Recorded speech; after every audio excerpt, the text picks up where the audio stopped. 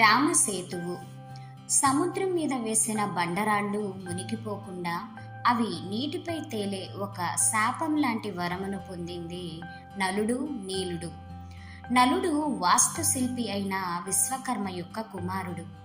నీలుడు అగ్నిదేవుడి యొక్క అంశతో జన్మించినవాడు.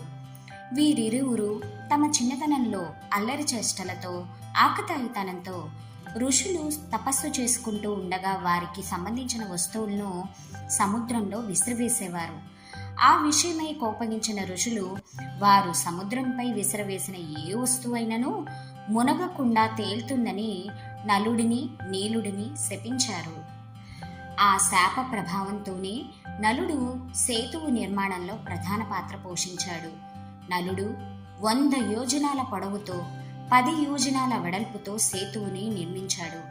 మొదటి రోజు 14 యోజనములు, రెండవ రోజు 20 యోజనలు, మూడవ రోజు 21 యోజనములు, నాలుగవ రోజు 22 యోజనములు, ఐదవ రోజు 23 యోజనములు, మొత్తం 100 యోజనములతో 5 రోజులలో నిర్మించారు. యోజనము అనగా సుమారు 8 కిలోమీటర్లకి సమానం. ఇది మన భారతదేశ పురాతన కొలత. నీలుడు ఆంజనేయ స్వామితో సమానంగా లంకకు లంఘించగల వీరుడు.